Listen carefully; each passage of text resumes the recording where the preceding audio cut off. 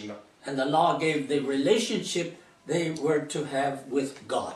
这个律法的信息也赐给他们，告诉他们，你们跟耶和华之间应该要有一种什么样的联系和关系。Then the prophets were sent to keep them going in the right way, living in the right way. 然后在1-2000年的时间当中，耶和华不停地差遣以色列的先知，不停地告诉他们、警告他们，当他们有偏离律法的时候，神就用先知来提醒他们。They warned, they told the people when the Jews were going astray from what the law was telling them, the prophets came and told them, hey, you're going wrong, you aren't supposed to do that. 所以大家看见，在旧约时代就一直是这样，只要犹太人偏离律法、偏离耶和华的这个法度和这个律例的时候，先知就受神的差遣，就去警示犹太人，叫他们要悔改。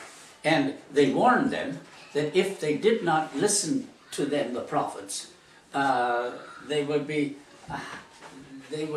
punished for their lawlessness. 我们看见旧约的圣经里面的先知书都有一个共同的一个特点，就是每一个先知书都有警告的信息，强烈的警告的信息，警告到具体到什么程度呢？说如果你们继续在不法当中，在行耶和华眼中看为恶的事情的话，耶和华要如此的责罚你们。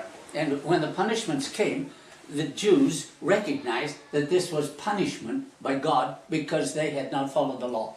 使这些先知的信息是告诉他们，使得犹太人当这些神的管教和惩戒真的临到他们的时候，他们绝对不会搞错，他们知道是耶和华出手管教他们。And these warnings, excuse me, continued until the book of Malachi. 这样的先知的信息一直到什么时候呢？到马拉基书就停止了。Then there was a silence for 400 years. 这也是著名的400年沉默期。God was getting the stage set for the coming of the Messiah. 这400年的沉默期，就像是真正的大戏要开场之前的一个冷场的过程，是真正的主角要出场。这主角是谁呢？耶稣基督将要降世为人，所以等了400年，并心静气，没有声音，耶稣就降临。Who had been promised from the beginning of time. 当创立世界之先，神就应许他们的弥赛亚终于降临。Now, the promised Messiah had come. 现在这个受应许的弥赛亚现在已经来了。He was called Jesus because he was going to save his people from their sins. 他名字叫耶稣，耶稣的意思是什么呢？是拯救者。Now, after Jesus rose from the dead, Christians started writing records. 这个将要拯救世人，从罪恶当中拯救世人的这个耶稣呢，他从死里复活以后，基督徒就开始去写关于耶稣基督的一个这个生平的描述。And sending letters to the churches to show the new Christians how they were to live the new life that had come into the world. 这些使徒的书信被抄送给这个当时所有的教会，使得他们知道照神的这个旨意，基督徒应该怎样的生活。Now the Gospels weren't the first books written in New Testament. 新约圣经里面的这个4大福音书不是最先写的哈，最先写的不是4大福音书。Some of Paul's epistles were written first. 其实保罗的书信是在这个福音书写之前就写好了。But then after the Holy Spirit had directed the church to choose which of the Gospels would be put into the New Testament, then he told them, okay, we'll put those first. 当圣灵引导教会，最后辨认了所有的这个新约圣经里面的正典以后，圣灵又亲自的带领这个教会做出个决定，是把4大福音书放在新约圣经的开始。You see, the gospel was the record of the coming Messiah sent by God. 所以福音书我们换句话说是什么呢？是一个记录，这个记录是神所差遣的受膏的弥赛亚降世为人来成就这个拯救使命的这么一个记录。And so obviously the right place for it to be would be at the end of the prophecies that told about him coming.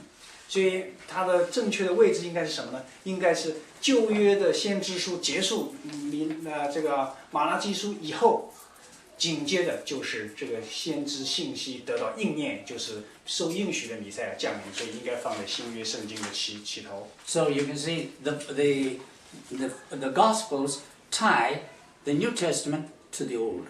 所以我们现在看见 To the Old. 四大福音书起个什么作用？像一个纽带的作用，一个桥梁作用，把新约和旧约就打通了，它们就连接起来。The Gospels tell how Jesus fulfilled what the Old Testament prophecies said. 所以我们换句话说，这个福音书是讲了什么呢？说耶稣基督就应验了所有旧约里面所预言的、所应许的要来的弥赛亚的所有的预言，在耶稣身上一个人身上全部应验。He fulfilled the law that God had given to the Jews. 而且呢，耶稣也满足了神赐给犹太人所有的律法，他一个人可以守住所有的律法。How did he do that? 那耶稣到底怎么样能够满足神的律法呢？ And can anybody guess it and how Jesus fulfilled the law? 哪一位弟兄和姐妹可以告诉我们，耶稣是如何满足神的律法？ I won't wait for you to answer, because I wait a long time. 我等了很久了，好像没有人愿意告诉我们，耶稣如何满足神的律法。The law said, if you break the law, you must be punished by death. 这个律法是怎么说？他说，罪的工价乃是死，若有罪，一定要死。In the Old Testament, they had to kill an animal to, you could say, appease God for their sin. 这个在旧约的时代，如果一个人犯罪，神允许他们做一件事情，就是他们去找一个合适的、神愿意接受的一个祭物来代表他们的罪，来赎他们的罪行。But in the book of Hebrews, it says that those animals dying could not take away the sin. 那实际上希伯来书里面怎么讲？他说牛羊的血岂能够赎人的罪呢？ So to satisfy the law, there had to be a death that the law accepted. 所以实际上怎么说呢？如果神的律法要得满足的话，他一定是要让神的律法真正得到满足，不是形式上的满足。杀一头牛，流牛羊的血，不能真正满足神的律法。So you see, so we understand now from what I've said. 所以我们现在看见我们刚才在问的问题，说神的律法如何得到满足？ Jesus' death on the cross died for all the sin. 所以耶稣基督为所有人的罪死在十字架上，这件事情满足了神公义的律法。So he satisfied what the law demanded. 律法所有的这个要求都得到满足，耶稣的死可以达到这个效果。 Now, why were there 4 Gospels and only 4?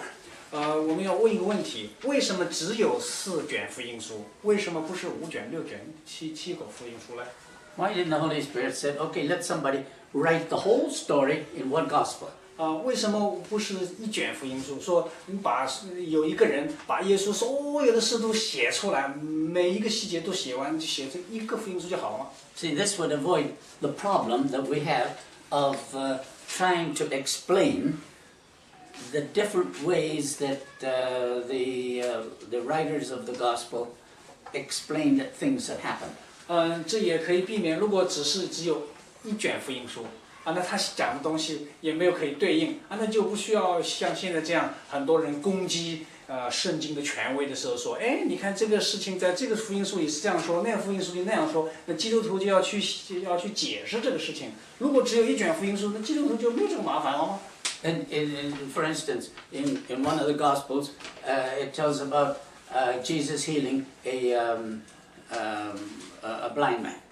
比方说，我们看见在有1卷福音书里面讲到说，耶稣医治一个瞎子。And in one of the Gospels it says, coming out of Jericho, he met this fellow. 这个有1卷福音书讲到说，他是从耶利哥城出来，然后遇见这个瞎子。Another person says, another Gospel says, coming into Jericho, he met this person. 啊，那另外一卷福音是说，他进耶利哥城的时候，他遇见这个瞎子。So, what's